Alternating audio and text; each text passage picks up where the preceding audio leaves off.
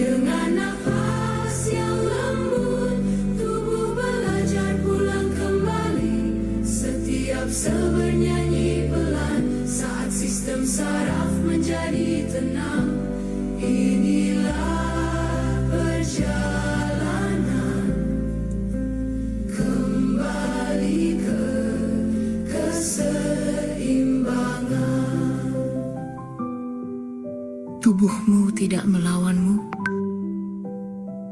Ia sedang memanggilmu pulang.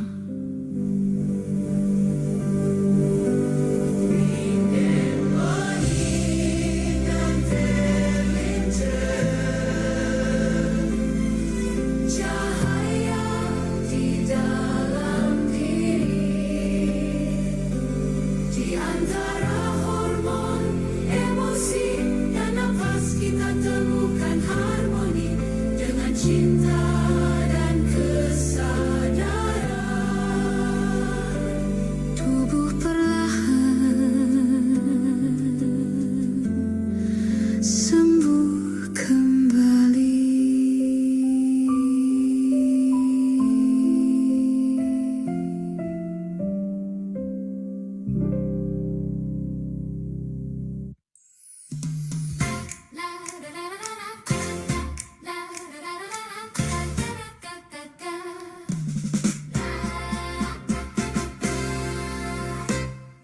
Pagi datang ku angkat wajahku, ada harapan baru di langkahku.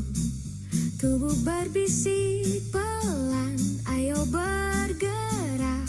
Hari ini ku pilih rasa yang menyenangkan, karena aku tahu dari dalam diriku bahagia itu mengalir ke seluruh tubuhku.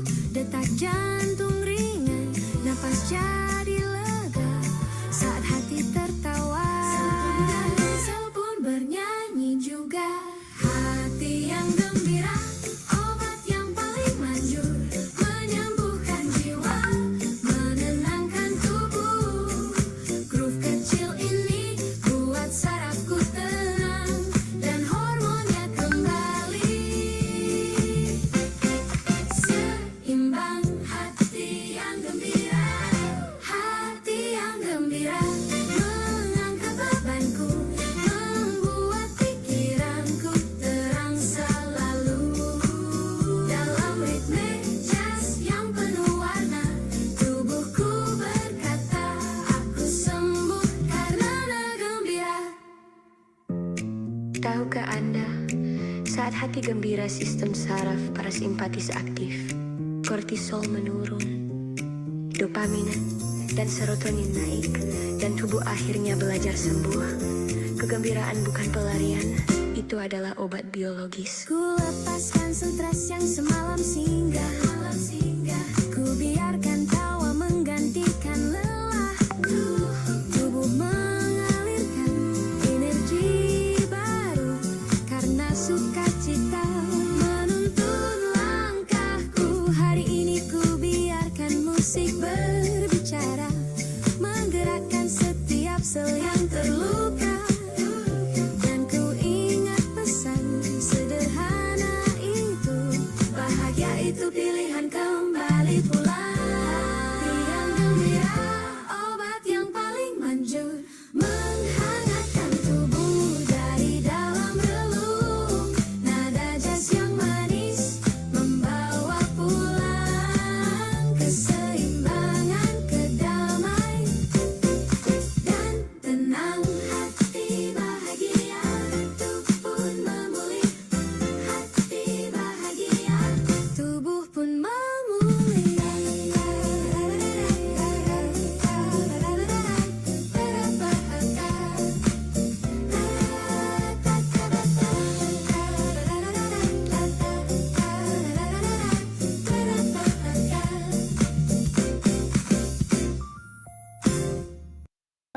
Tanpa berlama-lama lagi, saya persilahkan kepada Dr. Ji untuk memulai presentasinya. Terima Silakan, Dok. kasih Mas Devka. Oke, Bapak Ibu semua, saya izin untuk share screen dari materi saya pada malam hari ini. Ya, mudah-mudahan sudah kelihatan ya. Oke, saya balikan dulu. Ya, sudah terlihat ya? Sudah, Dokter Ji. Terima kasih. Ya, Bapak Ibu semua, hari ini kita akan membahas suatu topik yang pasti sangat menarik karena ini adalah pemeriksaan yang kalau boleh dikata baru ya di Prodia ya. Jadi lebih ke arah molekuler ya. Kita tahu dan sering mendengar tentang terapi dan tindakan preventif untuk penyakit diabetes tipe 2 dan serangan jantung ya. Dari sisi mungkin nutrisi, lifestyle-nya seperti itu. Tetapi hari ini khusus kita akan membahas 3 pemeriksaan yang menarik sekali, yaitu TMAO, MGO, dan MDA. Ya, jadi mudah-mudahan Bapak Ibu hari ini selama 30 menit ke depan akan mendapatkan wawasan yang baru. Kenapa kita harus menambahkan pemeriksaan ini selain pemeriksaan yang dasarnya yang lainnya, gitu ya. Jadi kita mulai saja. Saya sebut di slide ini adalah sinyal tersembunyi di tubuh Anda. Ya, hari ini kita akan membahas sesuatu yang sangat penting di dalam dunia kesehatan modern, yaitu bagaimana tubuh kita sebenarnya sudah memberi sinyal jauh sebelum penyakit kronik muncul secara nyata. Nah, banyak orang itu berpikir bahwa penyakit kronik itu datang tiba-tiba, seolah-olah diabetes atau penyakit jantung atau hipertensi atau fatty liver, neuropati atau gangguan metabolik itu muncul dalam semalam. Ya, padahal tubuh kita tuh jarang sekali rusak secara mendadak, Bapak Ibu semua. Nah, tubuh itu biasanya memberi tanda kecil terlebih dahulu. Mungkin tanda itu berupa mudah lelah, brain fog, atau gula darahnya yang mulai fluktuatif, badan terasa berat setelah makan, kolesterol mulai naik, tekanan darah mulai berubah, atau pemulihan tubuh terasa semakin lambat. Nah, seringkali tanda-tanda ini dianggap seperti biasa-biasa aja, nggak apa-apa, tuh normal gitu ya. Nah, mungkin saya kurang tidur, mungkin faktor usia, Bapak Ibu mengatakan gitu ya, mungkin hanya stres, saya nggak bisa tidur. Nah, di dalam buku saya, dengan pendekatan Mind and Body Intelligence, gejala kecil itu bukan sekedar gangguan, ya. Gejala adalah informasi. Tubuh itu memiliki sistem komunikasi mikroskopik yang bekerja 24 jam sehari. Sel usus, pembuluh darah, mitokondria di dalam sel kita, sistem imun, dan hormon itu terus saling berbicara, ya. Masalahnya, kita sering baru mendengar tubuh kita ketika sudah berteriak melalui penyakit. Ya, padahal sebelum itu tubuh sudah berbisik melalui marker biologis. Nah, hari ini kita akan belajar membaca 3 bahasa biologis yang sangat penting, yaitu dari usus, oksidasi, dan glikasi. Nah, dalam pemeriksaan klinis, 3 bahasa ini dapat dibaca melalui 3 marker, yaitu TMAO, MDA, dan MGO. TMAO itu membantu membaca hubungan antara usus, mikrobiota, pola makan, hati, dan risiko vaskular. MDA itu membantu membaca stres oksidatif dalam kerusakan membran sel kita, ya, termasuk di pembuluh darah kita ya tentunya ya. Dan MGO itu membantu membaca stres glikasi, pembentukan AGE atau Advanced Glycation End Products gitu ya, dan jejak metabolik dari gula. Nah, ketiganya membantu kita melihat risiko penyakit kronik bukan hanya dari diagnosis, tetapi dari akar proses biologis yang sedang berlangsung di dalam tubuh. Jadi hari ini kita tidak hanya belajar angka lab, kita belajar mendengarkan bahasa tubuh di tingkat seluler. Nah, sekarang kita masuk ke prinsip pertama, yaitu penyakit kronik tidak pernah hanya sekedar angka laboratorium saja. Nah, penyakit kronis bukan sekedar angka, ya, judulnya dalam slide ini. Nah, penyakit kronis ini jarang berasal dari satu jalur saja. Dalam praktek klinis, kita sering bertemu pasien dengan keluhan yang kompleks. Kolesterol mulai naik, gula darah mulai tidak stabil, badan mulai lelah, mudah naik berat badan, brain fog muncul, tekanan darah meningkat, tidur tidak memulihkan, kadang sudah rasa kebas gitu ya, kesemutan atau neuropati ringan. Ya, sering kali kita sebagai dokter menemukan gejala-gejala itu sehari-hari ya, tetapi ketika hanya dilihat dari satu angka gambaran besarnya seringkali tidak terlihat. Misalnya, seseorang hanya melihat kolesterol ya, lalu fokusnya hanya menurunkan LDL. Padahal di belakangnya mungkin ada inflamasi usus, ada resistensi insulin, ada stres oksidatif, ada kurang tidur, disfungsi mitokondria, dan pola makan yang membuat pembuluh darah lebih mudah meradang. Atau seseorang hanya melihat gula darah dari HbA1c saja, mungkin belum tentu tinggi. Tetapi sebenarnya tubuh sudah mengalami fluktuasi gula, sudah mengalami peningkatan insulin, sudah mengalami glikasi jaringan, dan kelelahan metabolik. Nah, inilah mengapa pendekatan parsial seringkali gagal menghentikan siklus penyakit. Karena kita hanya melihat hasil akhir, bukan jalur yang sedang berjalan. Nah, dalam pendekatan integratif, kita tidak hanya bertanya, angka mana yang tinggi? Nah, tetapi kita mulai bertanya, pola biologis apa yang sedang terjadi? Apa akar masalah dari usus yang banyak masalahnya gitu ya? Apakah dari oksidasi, apakah dari glikasi, apakah dari inflamasi kronis, atau apakah dari kombinasi beberapa jalur? Dengan pemeriksaan TMAO, MDA, dan MGO, itu akan membantu kita membaca root cause pattern, bukan hanya diagnosis akhir. Jadi TMAO berbicara tentang gut vascular axis, bagaimana mikrobiota, makanan, hati, dan pembuluh darah itu saling berhubungan. MDA berbicara tentang oxidative damage, ya. Apakah sel sedang mengalami karat biologis?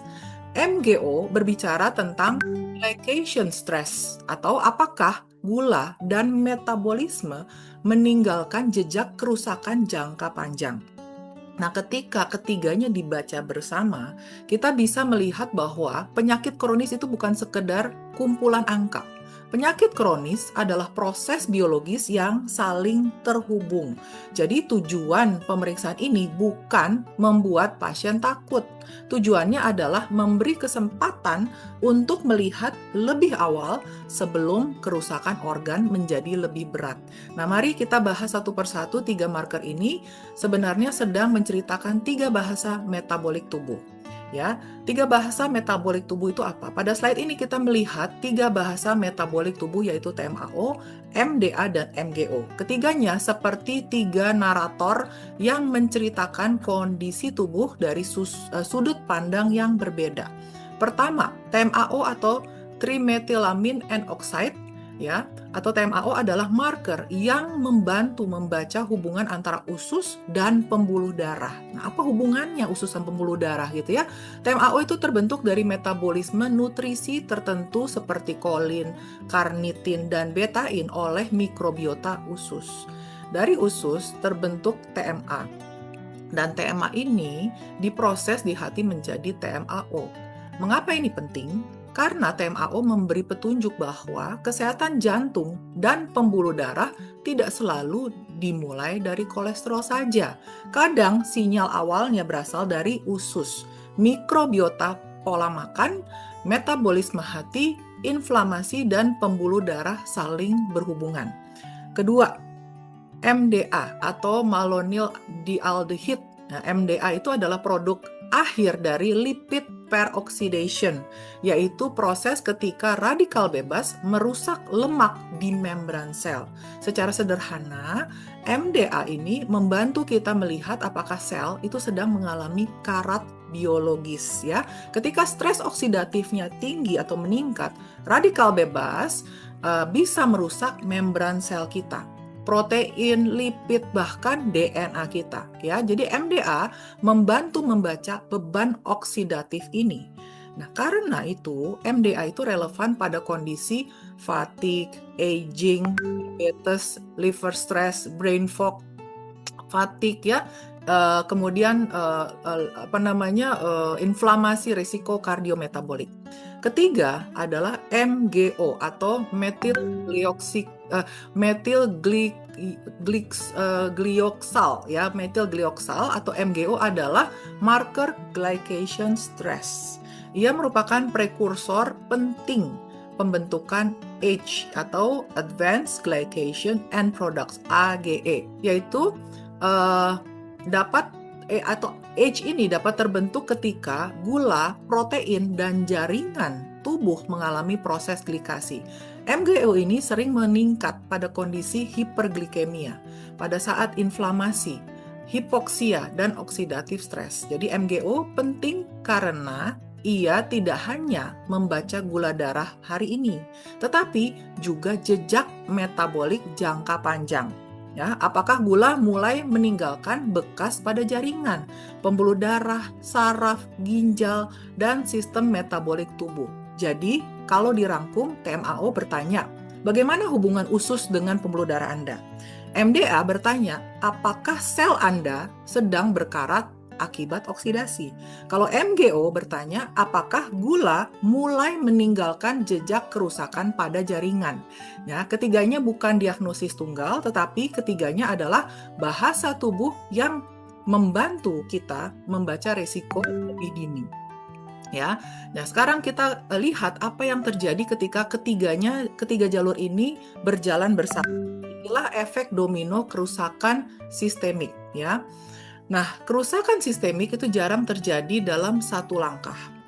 Biasanya ia bergerak seperti domino. Pertama, usus terganggu, mikrobiota tidak seimbang, terjadi disbiosis, pencernaan tidak optimal, BAB mungkin tidak lancar, dan tubuh mulai menghasilkan metabolit yang dapat memperberat inflamasi. Dalam konteks ini, TMAO dapat memberi sinyal bahwa gut vascular axis perlu diperhatikan. Kedua, sel mulai mengalami tekanan oksidatif, ya. Radikal bebas meningkat, ya.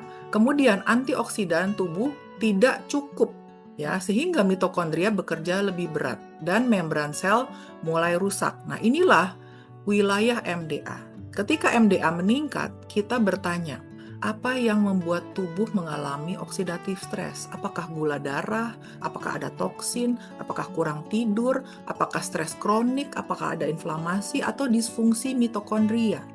Ketiga, jaringan mulai mengalami glikasi. Gula yang tidak stabil, resistensi insulin, inflamasi, dan oksidatif stres ini dapat meningkatkan pembentukan MGO dan HAGE itu, ya. Ketika ini terjadi, maka jaringan itu menjadi kaku. Pembuluh darah kehilangan elastisitasnya. Saraf lebih mudah terganggu dan proses penuaan metabolik dapat berjalan lebih cepat. Ketika ketiganya terjadi bersamaan, tubuh memasuki pola yang lebih kompleks. Usus terganggu, sel berkarat, jaringan mengkristal. Saya menggunakan istilah mengkristal sebagai metafora sederhana, ya.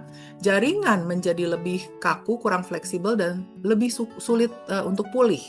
Pada tingkat biologis ini bisa berkaitan dengan H, ya, inflamasi, stres oksidatif, dan kerusakan jaringan jangka panjang. Nah, dampak akhirnya bisa luas. Resiko vaskular meningkat, fungsi endotel terganggu, insulin resistens memburuk, ya, neuropati bisa muncul, pemulihan jaringan menjadi lebih lambat, fatigue-nya meningkat, brain fog-nya lebih mudah terjadi. Nah, inilah mengapa pemeriksaan TMAO, MDA, dan MGO tidak boleh dibaca sebagai angka berdiri sendiri. Ketiganya perlu dibaca seperti peta domino, ya. Oke, sekali lagi, TMAO menunjukkan sinyal dari usus dan pembuluh darah, MDA menunjukkan sinyal dari oksidasi sel, MGO menunjukkan sinyal dari gula dan jaringan. Jadi, satu marker tinggi, kita punya satu arah investigasi. Tetapi bila 2 atau 3 marker tinggi yang bersamaan, kita perlu melihat hubungan antar sistem, ya. Sekarang kita masuk ke bagian klinis yang sangat penting. Bagaimana membaca pola risiko menentukan prioritas intervensi, ya. Nah, di slide ini, Bapak Ibu semua, ini adalah inti dari cara kita membaca TMAO, MDA, dan MGO secara praktis. Angka lab bukanlah vonis. Angka lab adalah peta. Dan tugas seorang dokter atau praktisi bukan hanya melihat mana yang tinggi, tetapi membaca pola di balik angka tersebut. Pada pola pertama, TMAO tinggi plus MDA tinggi, ya, ini dapat mengarah pada gut dan vascular risk. TMAO memberi sinyal bahwa usus mikrobiota berkontribusi terhadap risiko vaskular. MDA menunjuk bahwa sel sedang mengalami stres oksidatif. Bila keduanya tinggi, kita perlu berpikir tentang disbiosis, inflamasi sistemik, vaskular oksidatif stres, disfungsi endotel, dan kemungkinan pola makan tinggi protein hewani tetapi rendah serat. Pada pasien seperti ini, pemeriksaan pendamping bisa mencakup lipid panel yang lengkap, ApoB, HSCRP, homocysteine, small dense LDL, fungsi ginjal, fungsi hati, serta evaluasi pencernaan. Pola kedua, MDA tinggi dan MGO tinggi. Ini menggambarkan oxidative glycation stress. Artinya, tubuh sedang mengalami dua tekanan besar sekaligus, radikal bebas dan glikasi. MDA menunjukkan membran sel sedang tertekan oleh oksidasi, MGO menunjukkan gula dan metabolisme mulai meninggalkan jejak pada jaringan. Pola ini sering relevan pada pasien dengan insulin resistance, prediabetes, diabetes, neuropati ringan, fatigue, brain fog, fatty liver, atau penuaan metabolik. Di sini kita perlu memetakan HbA1c, glukosa darah puasa, insulin puasa atau HOMA-IR, trigliserida, HSCRP, fungsi ginjal, dan status nutrisi. Pola ketiga, TMAO tinggi dan MGO tinggi. Ini memberi sinyal gut metabolic axis. Artinya, usus dan metabolisme gula mungkin saling memperberat.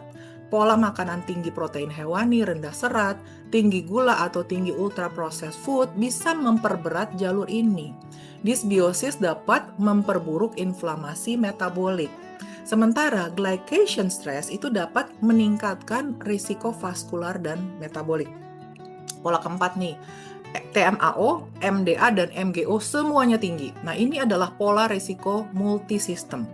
Usus, oksidasi, dan glikasi berjalan bersamaan. Pada kondisi seperti ini, intervensi tidak cukup hanya satu arah. Kita perlu riset sistemik, gut health, anti-inflammatory nutrition, stabilisasi gula darah, dukungan mitokondria, penurunan stres oksidatif, regulasi sistem saraf, dan evaluasi risiko vaskular. Nah, inilah esensi clinical decoding, bukan hanya membaca angka, tetapi menentukan prioritas, ya, marker mana yang dominan, sistem mana yang paling membutuhkan perhatian pertama, dan intervensi mana yang paling masuk akal untuk pasien tersebut. Nah, di slide yang berikutnya ada satu hal yang perlu kita pahami, yaitu marker ini tidak akan membaik optimal kalau fondasi energi dan sistem saraf tidak dipulihkan, gitu ya. Jadi, fondasi pemulihan mitokondria dan sistem saraf. Strategi penurunan TMAO, MDA, dan MGO tidak akan berhasil optimal jika kita hanya fokus pada makanan atau suplemen semata, tetapi mengabaikan dua fondasi besar, mitokondria dan sistem saraf. Mengapa mitokondria penting?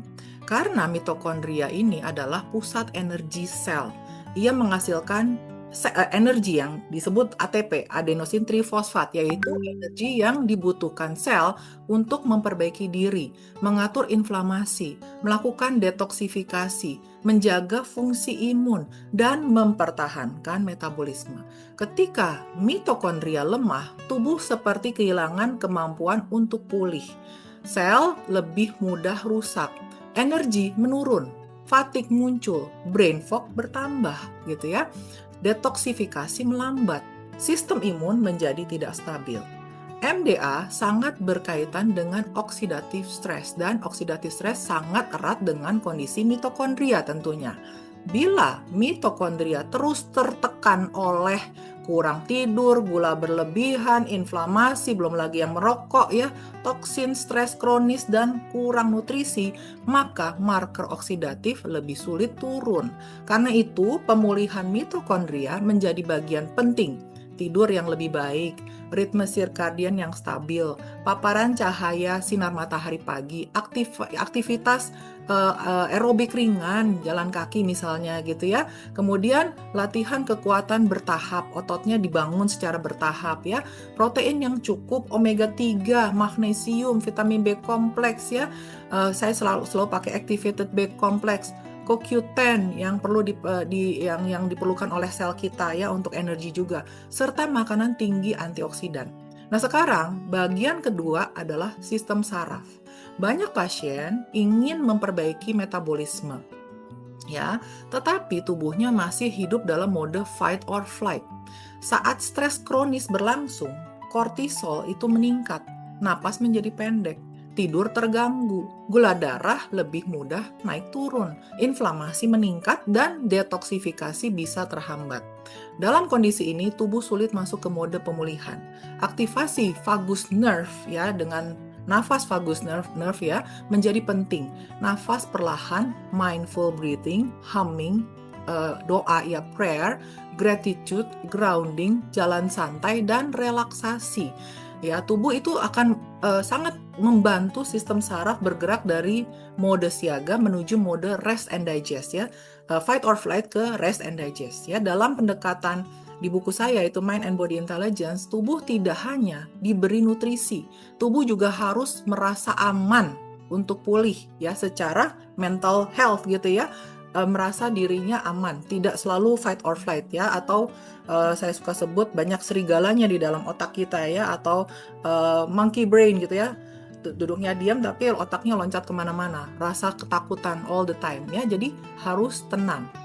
Jika tubuh masih merasa terancam, maka usus, mitokondria, hormon, dan metabolisme akan terus bekerja dalam mode fight or flight atau mode bertahan. Maka intervensi makanan pun sering tidak maksimal. Jadi, fondasi pemulihan TMAO, MDA, dan MGO adalah dua hal. Isi ulang energi sel dan tenangkan sistem saraf, tenangkan pikiran. Ya, di slide yang mungkin terakhir ini ya, setelah memahami fondasinya, kita perlu membuat roadmap yang realistis, bukan perubahan ekstrem semalam, tetapi pemulihan bertahap selama 90 hari gitu ya. Kita lihat bersama-sama Bapak Ibu. Pemulihan penyakit kronis dan marker metabolik tidak terjadi dalam satu malam pastinya. Tubuh membutuhkan ritme. Tubuh membutuhkan konsistensi dan strategi secara bertahap.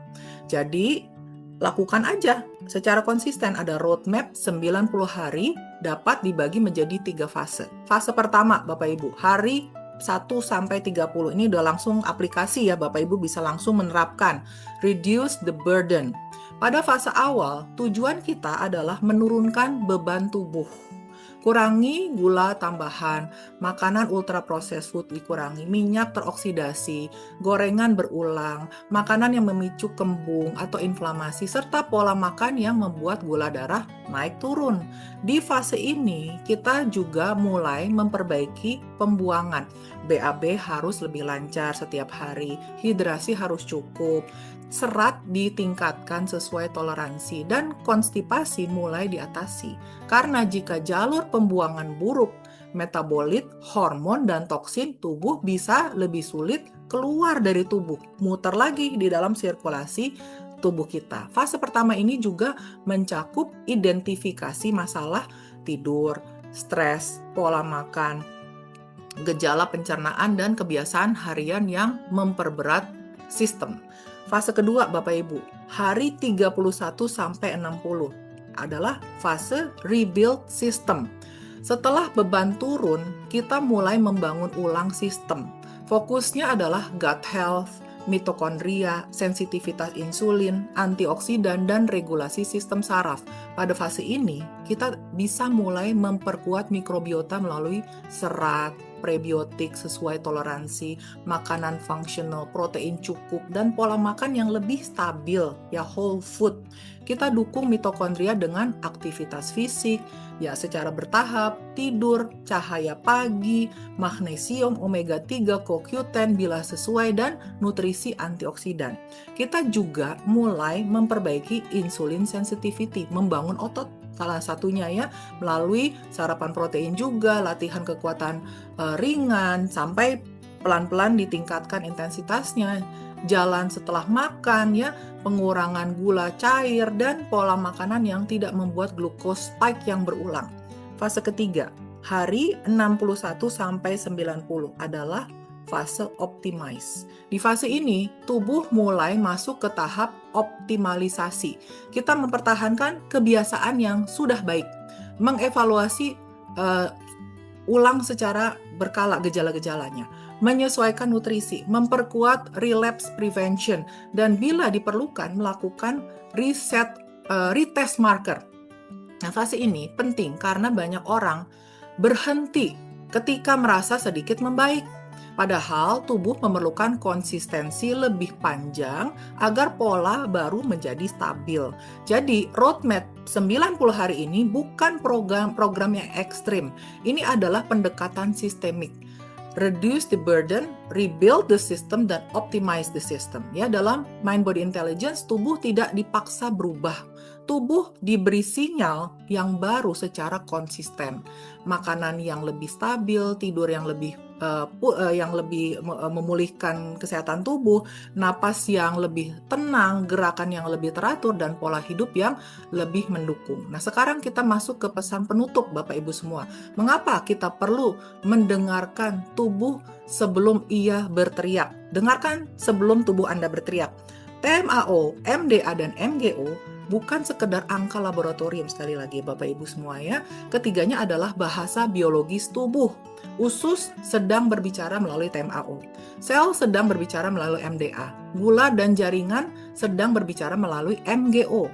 TMAO memberitahu kita bahwa usus, makanan, mikrobiota, hati, dan pembuluh darah saling terhubung. MDA memberitahu kita apakah sel dalam tubuh kita sedang mengalami kerusakan akibat stres oksidatif. MGO memberitahu kita apakah metabolisme gula itu mulai meninggalkan jejak panjang pada jaringan, kerusakan di jaringan kita. Jadi ketiganya itu membantu kita memahami bahwa kesehatan yang optimal bukan hanya keadaan ketiadaan penyakit. Seseorang bisa belum didiagnosis diabetes ya, tetapi sudah mengalami glycation stress. Seseorang bisa belum terkena serangan jantung, tetapi sudah memiliki sinyal gut vascular risk. Seseorang bisa merasa hanya lelah biasa, tetapi sebenarnya selnya sedang mengalami oxidative burden. Nah, inilah kekuatan pemeriksaan integratif. Kita tidak menunggu tubuh rusak, kita membaca sinyal lebih awal. Namun sekali lagi Bapak Ibu semua, marker ini bukan untuk menakut-nakuti ya. TMAO tinggi bukan berarti seseorang pasti akan terkena serangan jantung. MDA tinggi bukan berarti pasti ada penyakit degeneratif tertentu. MGO tinggi bukan berarti pasti sudah terjadi komplikasi diabetes. Marker ini adalah sinyal, bukan vonis. Yang penting adalah bagaimana kita merespon sinyal tersebut. Jika TMAO dominan, fokus prioritasnya adalah gut health, pola makan, serat, mikrobiota, ya, bowel movement, dan risiko vaskular. Bila MDA dominan, fokusnya adalah menurunkan oxidative stress, mendukung mitokondria, memperbaiki tidur, mengurangi inflamasi, dan memperkuat antioksidan tubuh. Jika MGO dominan, fokusnya adalah stabilisasi gula darah, insulin resistance, pengurangan gula dan ultra processed food, pencegahan advanced glycation end product atau AGEH, ya, serta perlindungan jaringan. Jika semuanya tinggi, maka tubuh meminta riset sistemik, usus, metabolisme, oksidasi, pembuluh darah, mitokondria, dan sistem saraf perlu dipulihkan bersama-sama. Ya, jadi dalam buku saya Mind and Body Intelligence, tubuh selalu berbicara. Kadang melalui lelah, kadang melalui brain fog, kadang melalui gula darah yang tinggi gitu ya, yang fluktuatif, kadang melalui kolesterol tinggi, tekanan darah, inflamasi, dan marker metabolik seperti TMAO, MDA, dan MGO. Jadi tugas kita bukan memusuhi tubuh. Tugas kita adalah mendengar lebih awal. Karena penyakit kronis jarang datang tiba-tiba Bapak Ibu. Ia adalah hasil dari sinyal-sinyal kecil yang terlalu lama diabaikan. Jadi mulai hari ini jangan hanya bertanya, apakah saya sudah sakit? Tanyakan juga apa yang sedang tubuh saya coba sampaikan ya melalui gejala-gejala ini. Dengarkan sebelum tubuh berteriak. Penjelasan lebih lengkapnya tentang bagaimana hubungan antara mind and body itu saling berhubungan ya, saling terkait. Pikiran kita kalau kita stres juga mempengaruhi metabolisme tubuh, hormonal itu ada semua di dalam buku saya Mind and Body Intelligence.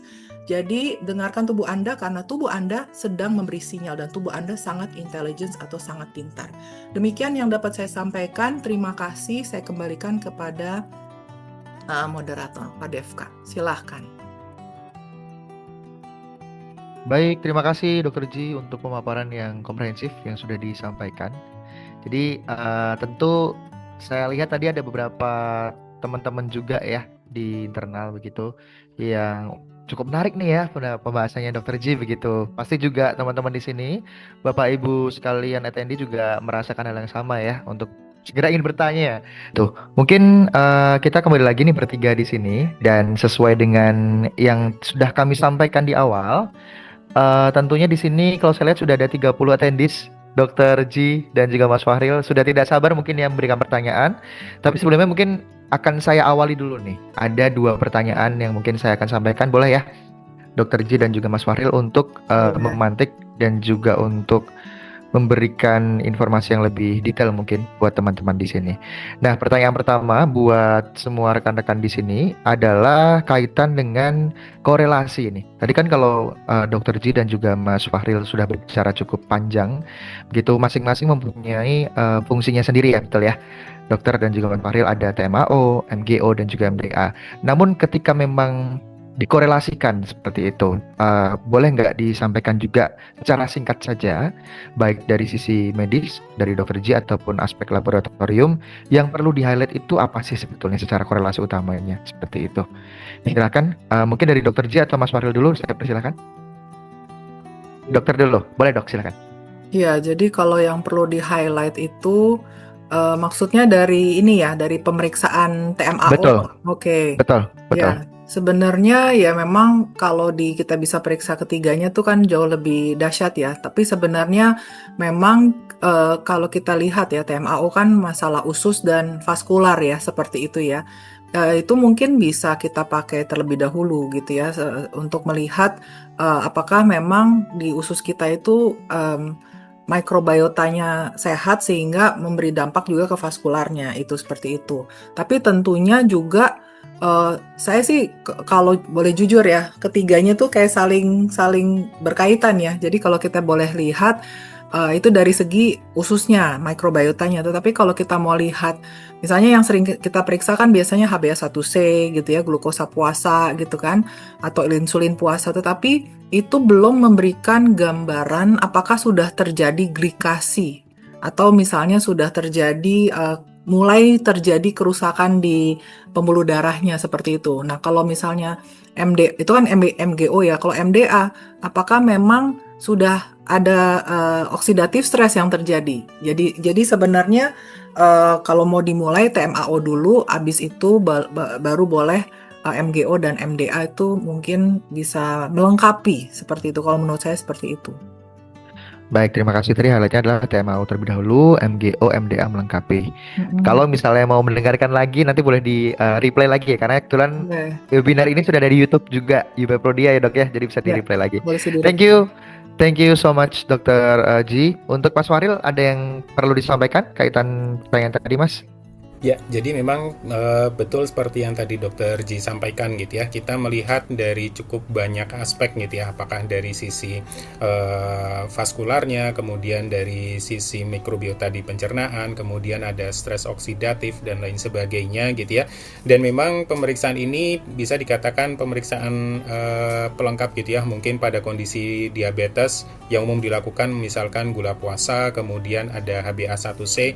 Nah, pemeriksaan ini mungkin bisa menilai lebih awal lagi, apakah mungkin sebelum adanya peningkatan ke gula puasa, HbA1c gitu ya. Di sini kita bisa melihat apakah ada terkait dengan warningnya dulu atau tidak gitu ya, sehingga mungkin tindakan pencegahan itu bisa dilakukan lebih awal. Intervensinya kita bisa lakukan lebih awal sehingga akan memberikan dampak yang mungkin lebih efektif lagi. Nah, mungkin kalau dari sisi pemeriksaan, 3 pemeriksaan yang kita launching tersebut memang tujuannya adalah untuk meningkatkan awareness gitu ya, dan juga untuk melihat pada kondisi tubuh sebelum kondisi atau suatu penyakit tersebut muncul. Demikian Mas. Baik, terima kasih sekali. Menarik ya, dari aspek laboratorium langsung melengkapi nih dari POV klinis yang sudah disampaikan oleh Dr. J. Terima kasih. Mungkin seperti janji saya tadi, ketika kita sudah selesai pemaparan, kemudian ada tanya jawab, kita mau foto bareng dulu kan ya, Dr. Ji dan juga Mas Faril. Jadi saya persilakan untuk semua rekan-rekan di sini untuk open cam. Saya mau tanya dulu, mungkin boleh dikirimkan lewat komen. Semuanya memungkinkan untuk open cam kah? Harusnya bisa ya. Oke. Bisa nggak teman-teman semua, rekan-rekan semua di sini? Boleh diberikan komen di kolom chat jika ternyata ada kendala, mungkin? Harusnya aman ya. Oke, sebentar. Saya coba cek dulu. Oke. Iya, ini nampaknya. Oh, baik. Ada beberapa orang yang sudah saya kasih akses untuk bisa open cam untuk foto bersama. Boleh dicoba mungkin? Silakan, Bapak Ibu sekalian. Atau mungkin sambil menunggu Bapak Ibu sekalian untuk open cam, kita beranjak dulu ke pertanyaan-pertanyaan dulu, boleh kali ya, Dokter Boleh. Ji dan juga Boleh. Mas Farel. Ya, Ya, karena ini kayaknya perlu menunggu dulu deh beberapa orang tersebut. Baik, kalau begitu saya akan coba masuk ke dalam pertanyaan. For your information, Dokter Ji dan juga Mas Fahril, ada 8 chat di question answer yang cukup menarik karena Ya. saya moderator, jadi saya punya kuasa penuh di sini. Saya akan coba memilih yang rasanya di sini cukup baik pertanyaannya dengan konteks, karena kita akan memberikan free test TMAO ya, Mas Waril ya, untuk 3 penanya yang dipilih. Jadi mungkin ini kesempatan terbaik. Saya pilih yang pertama, saya akan coba answer secara live. Sebentar. Ini. Baik, di sini ada dari Dara. Itu pertanyaannya adalah, kalau kita sehari-hari merasa sehat, sebenarnya apa sih manfaat mengetahui kadar TMAO, MGO, dan juga MDA kita nih, Dr. Ji dan juga Mas Fahril? Tidak hanya itu, pertanyaan kedua adalah, sebenarnya bisa membantu mengetahui resiko penyakit lebih awal. Saya penasaran, harganya berapa nih? Nah, ini mungkin Mas Fahril juga bisa bantu nih ya untuk Iya, menjawab. betul. Betul. Mau dari Mas Fahril dulu atau dari Dr. Ji dulu? Silakan. Mungkin dari saya dulu kali ya, saya menjelaskan. Silakan, Dok. Nanti terakhir Mas Ya. Rahmat bersama harganya gitu ya. Betul, silakan. Jadi terima kasih Ibu Dara atau Mbak Dara untuk pertanyaannya, sangat sangat kritis pertanyaannya gitu ya. Iya, jawabannya adalah iya, itu bisa membantu, tetapi dengan catatan yang penting. TMAO, MGO, dan MDA itu bukan pemeriksaan wajib untuk semua orang yang merasa sehat ya, dan bukan pengganti pemeriksaan dasar seperti tekanan darah, gula darah, HbA1c, profil lipid, fungsi hati, fungsi ginjal, dan evaluasi dokter. Ya, namun pada orang dengan faktor risiko, misalnya riwayat keluarga diabetes, riwayat keluarga ada serangan jantung ya, ada stroke gitu, hipertensi, obesitas visceral, fatty liver, kolesterol yang bermasalah ya, tinggi, pola makan yang tinggi gula, kurang gerak, atau stres kronis, pemeriksaan ini bisa memberi lapisan informasi yang lebih dalam ya. Jadi TMAO, MGO, dan MDA yang tadi kita sudah bahas ya. Jadi manfaatnya bukan untuk menakut-nakuti, tetapi untuk mengetahui proses biologis apa yang mungkin sudah berjalan diam-diam meskipun kita belum merasa sakit ya. Saya selalu katakan bahwa sakit atau gejala itu adalah kepandaian tubuh kita untuk berbicara, untuk mengatakan bahwa ada sesuatu yang nggak seimbang. Ya, jadi kalau memang sakit sekali kita kasih obat, ya nggak apa-apa. Tetapi kalau gejalanya berulang, sebenarnya kita harus berpikir lebih jauh gitu ya. Ini kenapa nih? Tubuh mau berbicara apa? Sehingga kita ya bolehlah kita memeriksa lebih dalam lagi dengan 3 marker ini. Ya, jadi itu bisa sangat membantu karena seringkali sekali lagi penyakit kronis itu pasti tidak muncul mendadak. Nah, tubuh itu sudah memberi sinyal lebih awal. Hanya saja kita belum paham, kita belum bisa menginterpretasi gejala tersebut gitu ya sebagai ini gejala berbahaya atau tidak ya. Jadi kalau digunakan pada orang yang tepat, pemeriksaan ini dapat membantu dokter dan juga pasien menyusun pencegahan yang lebih personal ya. Jadi apakah fokusnya perlu lebih ke gula dan insulin, kesehatan usus kah, stres oksidatif, inflamasi, fungsi ginjal ataupun ke stresnya, stres kronisnya gitu ya. Jadi kita tidak memeriksa untuk mencari ketakutan, tetapi untuk membaca arah tubuh lebih awal sebelum resiko itu berubah menjadi komplikasi. Begitu jawaban saya. Silahkan, Mas Fahril. Ya, baik. Terima kasih Dokter Gi. Mungkin kalau terkait dengan pemanfaatan dan aplikasi tadi sudah disampaikan Dokter Gi gitu ya. Nah, yang pertanyaan menarik selanjutnya biasanya dari sisi biaya gitu ya. Berapa mungkin biaya ketiga pemeriksaan tersebut, karena memang cukup menarik gitu ya. Kita bisa melihat resiko-resiko penyakit lebih dini gitu ya sebelum kondisi tersebut memang muncul sehingga intervensinya bisa dilakukan lebih awal.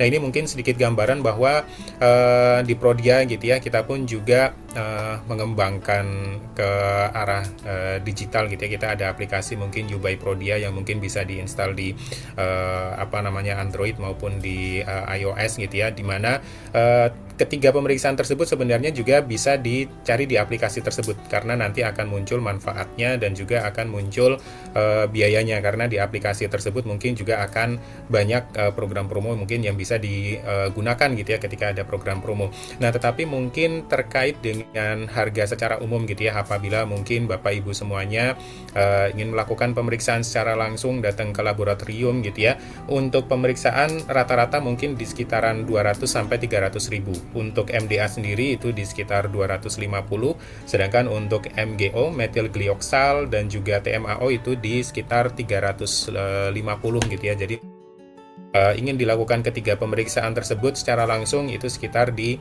900-an ribu, itu normal price gitu ya, belum nanti kalau misalkan ada program khusus diskon yang mungkin bisa dimanfaatkan. Jadi untuk saat ini mungkin ketiga pemeriksaan tersebut menggunakan platform yang bisa dikatakan cukup canggih gitu ya, tidak ada mungkin di tempat lain di seluruh Prodia kita sudah bisa menerima pemeriksaan ini. Jadi mungkin kalau di Jakarta, Jabodetabek, atau mungkin di luar Pulau Jawa gitu ya, itu pemeriksaan ini tiga-tiganya itu bisa dilakukan semuanya. Dan terkait dengan biaya, mungkin secara nasional gitu ya, kita bisa melihat dari sisi biayanya dari aplikasi akan lebih memudahkan. Mungkin demikian Mas Devka yang bisa saya sampaikan. Baik, terima kasih. Berarti itu tadi ada jawaban komprehensif yang sudah disampaikan oleh Dr. G kaitan dari aspek klinis, dan juga Mas Fahril sudah langsung ibarat kata menginformasikan ini ya, gerbang utamanya nih. Jadi dalam konteks harganya nih, kalau misalnya ternyata mau periksa, dan menurut saya harganya masih affordable ya. Sangat. Mas Fahril dan juga Dr. G mengingat benefit yang tadi sudah disampaikan oleh kedua narasumber sangat banyak sekali. Nah, ini menjadi penting untuk di-highlight dari seluruh audiens, sehingga harapannya adalah kita bisa bisa lebih maksimal dalam penanganan sehari-harinya seperti itu. Oke, mungkin ini saya masih menunggu karena nampaknya, mohon maaf sekali Bapak Ibu, settingan yang ada di webinar ini adalah webinar Zoom atau Zoom webinar. Jadi untuk foto bersama, mohon maaf sepertinya tidak memungkinkan, tapi tidak masalah, karena mungkin kita yang lebih penting adalah dapat insight-nya dulu ya, Dr. G dan juga Mas Fahril. Kita masih punya 2 penanya lagi. Saya boleh langsung pilih aja ya, Dr. G, Mas Fahril? Boleh, silahkan. Oke. Em, saya melihat beberapa pertanyaan juga tadi sudah dibantu menjawab dari akun admin Dr. G. Mm-mm. Tapi di sini mungkin saya mau pilih lagi. Di sini ada sebentar. Ternyata banyak juga nih dokter dan juga Mas Ini Faril yang ada bertanya tentang harga. Alicia tuh menarik tuh Atau dokter mau pilih yang mana dok? Silakan dok. Ibu Elsie ya, Elsie Tene. Itu kayak menarik deh. Elsiatena. Ya, dok Boleh. kalau ada kelainan dengan TMAO, Oh ya, betul. bisa untuk melihat ada kekurangan enzim atau vitamin tertentu pada metabolisme. Kalau MDA tinggi, kapan kita perlu suplemen antioksidan? Saya pikir itu menarik ya. Silakan dok, langsung dijawab saja jika Menjawab begitu. ya. Ini penanya Jadi, terbaik kedua ya. Silakan dokter. Ya. ya, jadi sekali lagi Ibu Elsia, kalau ada kelainan TMAO, ya kelainan ya, maksudnya TMAO ini, maksudnya pemeriksaan ini, bukan terutama untuk melihat kekurangan vitamin atau enzim ya, enzim tertentu ya, karena itu ada pemeriksaan lainnya gitu ya. TMAO lebih menggambarkan hubungan antara makanan, mikrobiom atau mikrobiota usus kita, hati, ginjal, dan pembuluh darah. Jadi sekali lagi Bu, jika TMAO tinggi, yang pertama kita pikirkan bukan langsung kurang vitamin apa, tetapi apakah ada disbiosis usus. Disbiosis artinya ketidakseimbangan antara bakteri baik dan buruknya ya. Jadi yang buruknya lebih dominan gitu ya.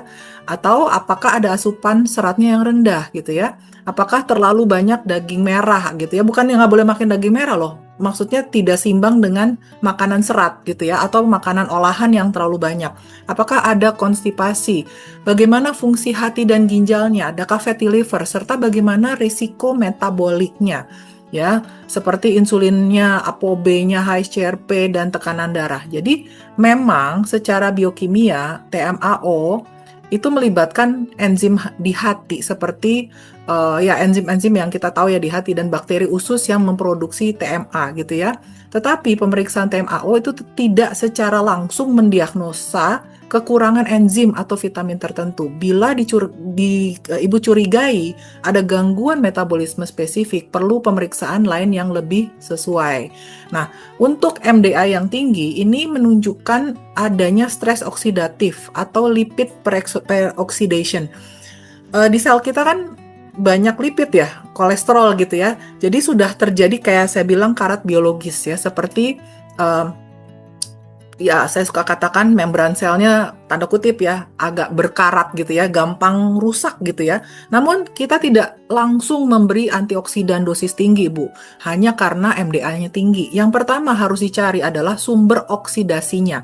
Apakah gula darah tinggi, insulin resistance, apakah merokok, ada polusi, inflamasi kronis, apakah ada fatty liver, kurang tidur, ada stres kronis yang berat, olahraga yang berlebihan, tanpa recovery yang baik, atau pola makan yang gorengan yang tinggi, yang sering gitu ya, atau ultra processed food. Jadi suplemen antioksidan dapat membantu tentunya, tetapi tidak melupakan yang tadi saya sebutkan gitu ya. Bila MDA-nya tetap tinggi atau pasien memiliki risiko tinggi, tetapi harus disesuaikan dengan kondisi klinis. Jadi biasanya kita mulai dari fondasi dulu Bu. Makanan tinggi antioksidan alami, sayur yang berwarna, polifenol, omega 3, ya tidur yang cukup, stres dikendalikan, olahraga yang terukur ya. Jadi prinsipnya jangan hanya mengobati angka TMAO atau MDA. Kita harus cari akar proses biologisnya. Lalu intervensinya dibuat lebih personal dan aman. Demikian jawaban saya, Ibu Elsia. Terima kasih banyak Dokter G dan Mas Fahril. Komprehensif, berarti kita langsung putuskan saja Ibu Elsia adalah pemenang kedua ya dokter ya. Langsung dokter yang pilih tadi. Ya, itu Thank you. menarik. Menarik sekali. Baik, ini mungkin saya sudah menemukan setting untuk bisa mulai sambil dibuka kameranya. Bapak Ibu sekalian yang hadir di webinar ini boleh sambil dibuka kameranya ya. Karena sudah di-allow. Apakah bisa? Silakan ya sambil menunggu Bapak Ibu sekalian buka kamera. Mungkin pertanyaan ketiga ini tadi sudah dipilih oleh panitia langsung ya. Ini pertanyaannya cukup panjang. Jika dokter dan Mas Fahril melihat, kita beralih ke Ibu Nunu Triana. Ini pertanyaannya panjang, saya bacakan boleh ya dok ya? Oke, Ibu Nunu Triana, sangat menarik penjelasannya. Dok dan Mas Fahril, Pertanyaannya, kalau seumpama ingin periksa ketiga tes tadi, apakah harus melalui surat rekomendasi dari dokter terlebih dahulu atau bisa langsung ke Prodia saja datang? Satu. Kemudian kedua, pembacaan hasil dan langkah selanjutnya harus melalui koordinasi dengan dokter juga.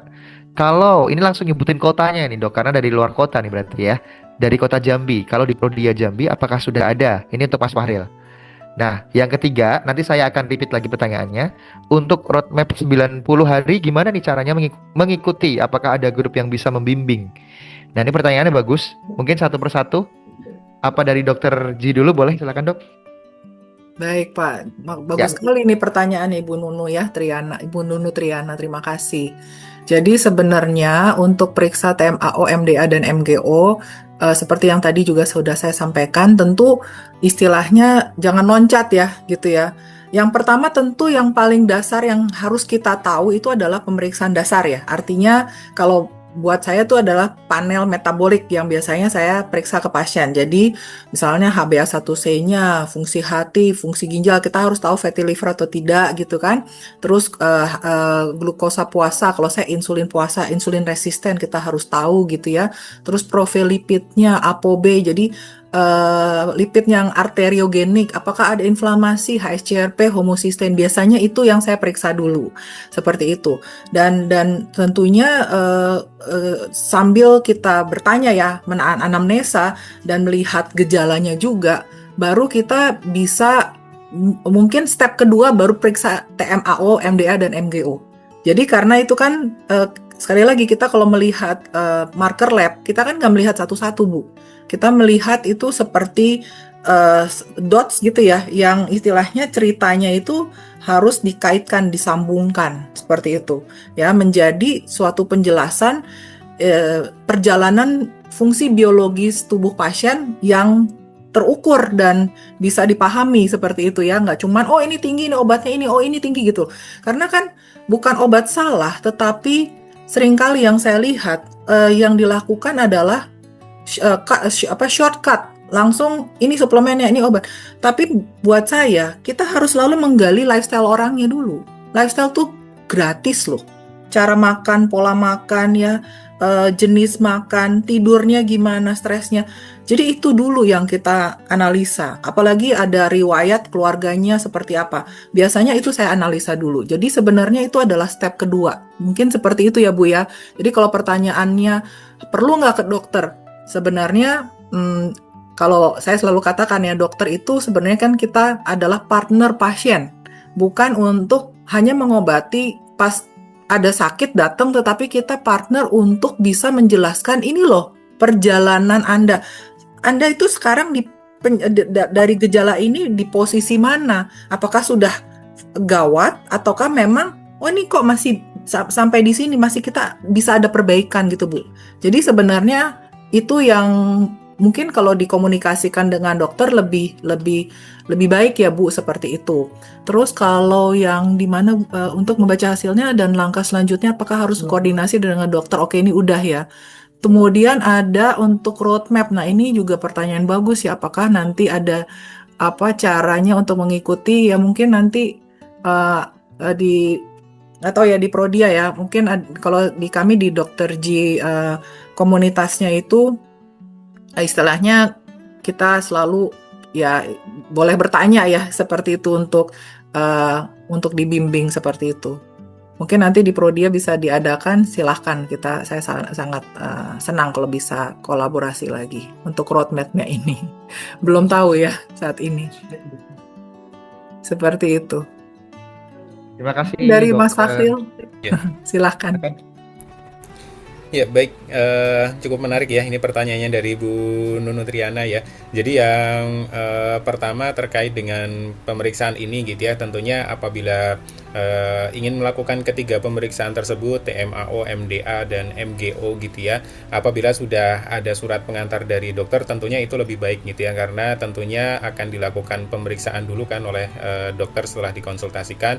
Baru dilakukan pemeriksaan ini dan kemudian setelah hasil muncul, baru akan diinterpretasi secara klinis gitu ya, apakah mungkin PR-nya perlu dirubah dari sisi pola makannya, pola dietnya, apakah sudah perlu suplemen dokumentasi dan lain sebagainya, ataupun mungkin terkait tadi ya roadmap-nya apabila mungkin ketiga tes ini tinggi gitu ya, mungkin apa yang harus dilakukan. Tadi Dokter Ji sampaikan juga ada di riset juga gitu ya, semuanya harus dirubah gitu ya. Nah tentunya untuk roadmap gitu ya, kita kembali lagi apabila mungkin dikonsultasikan kepada dokter terkait gitu ya, apakah mungkin tadi Dokter Gi juga sudah sampaikan apakah perlu nanti dibuat grup sharing atau apa gitu ya, mungkin nanti kita akan diskusi lebih lanjut gitu ya. Nah tetapi apabila ingin melakukan ketiga pemeriksaan ini dan kemudian belum ada surat rekomendasi, sebenarnya kalau ke cabang Prodia gitu ya ingin melakukan pemeriksaan, itu bisa dikonsultasikan terlebih dahulu gitu ya dengan dokter yang biasanya berpraktek di Prodia. Jadi sebenarnya bisa saja. Dan terkait dengan pemeriksaan ini tadi juga sudah disampaikan gitu ya, apakah mungkin bisa dilakukan di Prodia Jambi. Nah ketiga pemeriksaan ini sebenarnya dilakukan pemeriksaannya di laboratorium pusat kita yang ada di Jakarta, yang ada di Keramat gitu ya, tetapi untuk pengambilan darah, untuk pemeriksaan ini bisa dilakukan di seluruh cabang Prodia se-Indonesia, baik di Jambi ataupun mungkin di Medan ataupun mungkin di Surabaya ataupun mungkin di Kalimantan. Pemeriksaan ini semuanya bisa dilakukan, tetapi untuk analisisnya, untuk pengambilan darahnya diambil di Prodia cabang terdekat, dan untuk analisisnya, pemeriksaannya itu nanti akan dilakukan di Jakarta. Jadi mungkin akan membutuhkan waktu untuk pengiriman, tetapi karena ini tes baru gitu ya, tadi yang disampaikan di awal secara teknis mungkin kita saat ini baru pengerjaannya itu 1 kali seminggu, jadi mungkin hasil sekitar 1 minggu gitu ya, dan sampel atau pengambilan pemeriksaan itu bisa dilakukan kapan saja. Persyaratannya mungkin secara umum hanya dibutuhkan puasa gitu ya, kurang lebih sekitar 12 jam. Jadi melakukan pemeriksaan ini juga bisa dibarengkan untuk pemeriksaan gula darah gitu ya, HbA1c maupun kolesterol gitu ya, yang membutuhkan persyaratan puasa, dan dilengkapi dengan pemeriksaan TMAO, MDA maupun MGO agar gambarannya itu lebih komprehensif, lebih holistik gitu ya. Demikian mungkin Mas Rifka. Baik, terima kasih Mas Fahril. Jawaban sudah ditambahkan dari pemaparan yang cukup lengkap tadi juga dari Dokter Ji ya. Wah, ini nggak kerasa sih, bahkan udah hampir 2 jam mungkin ya, Dokter Ji dan juga Mas Fahril. Artinya adalah memang animo yang terjadi dalam webinar ini, selain mungkin juga tadi bahasannya komprehensif, juga rekan-rekan dan semua yang datang di sini juga cukup appreciate ya, cukup excited gitu. Oke, Bapak Ibu sekalian, apakah tadi ajakan saya untuk membuka kamera sudah bisa dilakukan atau memang masih belum bisa buka kamera? Boleh dikirimkan lewat chat saja. Oke, kalau memang ternyata belum bisa, saya boleh minta tolong 3 pemenang kita tadi. Ada Kak Dara, Ibu Elsia Tene, dan juga Ibu Nunu Triana untuk bisa open mic. Halo, Ibu Dara. Iya, sudah Alhamdulillah. dibuka. Oke, Ibu Elsia sudah open mic, Kak Dara, dan juga Ibu Nunu. Ibu Nunu sudah ini. Sudah ya, oke. Siap. Selamat ya. Iya, selamat ya. Boleh kasih tepuk tangan dulu nih semua untuk 3 Iya. pemenang kita. Terima sudah open kasih. mic. Terima kasih.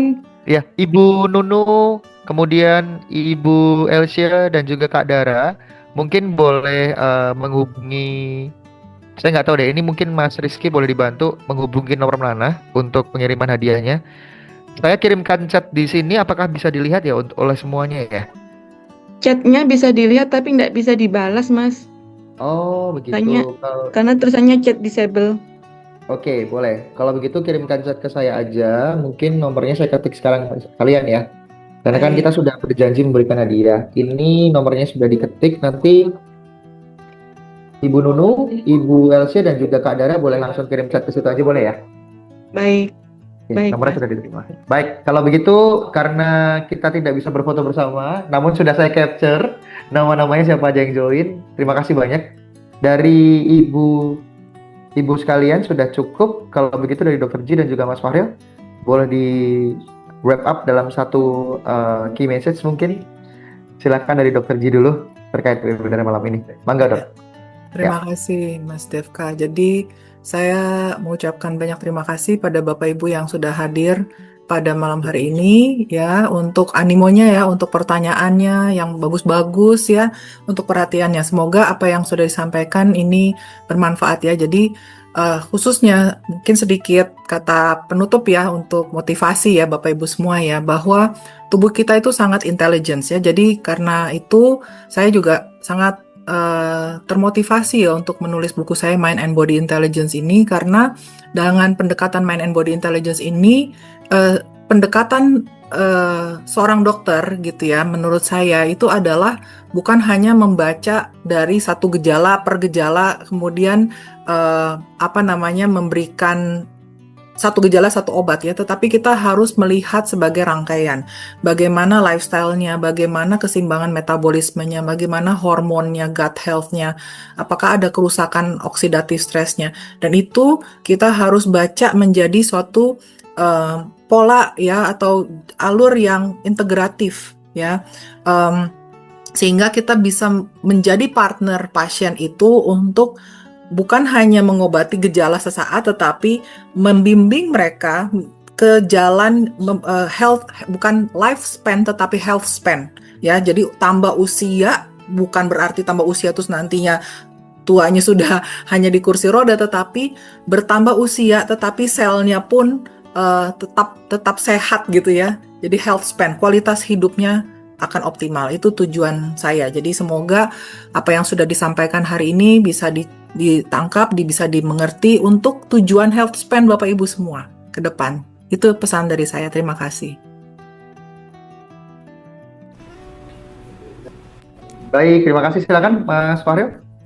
Ya, kalau dari saya gitu ya, key message-nya adalah Prodia seperti tadi kita akan banyak mengembangkan tes-tes baru. Salah satunya kita ada PCMC tadi, Prodia Clinical Multi-Omics Center. Jadi mungkin nanti tes-tes baru gitu ya dari sisi multi-omics, tidak hanya genomics yang sudah pernah kita sharing cukup masif gitu ya, tapi juga proteomik, metabolomik, dan omics lainnya gitu ya, dimana mungkin nanti tes-tes baru tersebut tentunya bisa diaplikasikan, bisa digunakan untuk menunjang kesehatan kita semua. Mungkin demikian dari sisi laboratorium. Terima kasih Mas Devka. Baik, terima kasih banyak Mas. Terima kasih banyak Dr. G. Sekali lagi mungkin itu ya insight yang bisa dibagikan saat ini juga. Sekali lagi kami juga berterima kasih mungkin untuk penyelenggara dan juga untuk semua teman-teman yang sudah bergabung di dalam acara hari ini. Tentu kami juga berharap sesi-sesi seperti ini nanti bisa diselenggarakan lagi ya Dr. G untuk waktu kedepannya, sehingga Ya. iya, sehingga saya percaya juga betul, saya percaya juga rekan-rekan semua pasti banyak mendapatkan manfaat yang sebegitu luar biasanya, seperti itu. Sekali lagi mungkin saya ucapkan terima kasih untuk Dr. G dan juga Mas Fahril selaku narasumber. Terima kasih juga untuk seluruh penyelenggara dan juga panitia yang terlibat di balik layar, dan tidak lupa juga terima kasih untuk semua Bapak Ibu ya yang sudah bergabung di dalam webinar ini. Sekali lagi saya mau reminder untuk 3 pemenang tadi ya yang sudah di-mention, silakan langsung kirim chat aja ke nomor WA yang sudah saya kirimkan, nanti langsung kami balas. Kemudian yang kedua, untuk tayangan ulangnya dari sesi webinar hari ini bisa langsung dilihat juga di YouTube. Langsung ketik saja You by Prodia, sudah kami upload di situ langsung, jadi bisa langsung di play kembali karena manfaatnya banyak sekali. Itu saja dari saya. Terima kasih. Saya Radef Kawidi, moderator MT hari ini undur diri. Terima kasih. Dan selalu semuanya. Selamat malam. Selamat malam. Terima kasih Mas Devka, Mas Fahril. Selamat malam. Terima kasih Dr. Terima G, Mas kasih. Devka dan Bapak Selamat Ibu malam semuanya. Selamat malam. Bapak Ibu. Terima kasih Dr. G, Pak Fahril, Mas Devka. Sama-sama.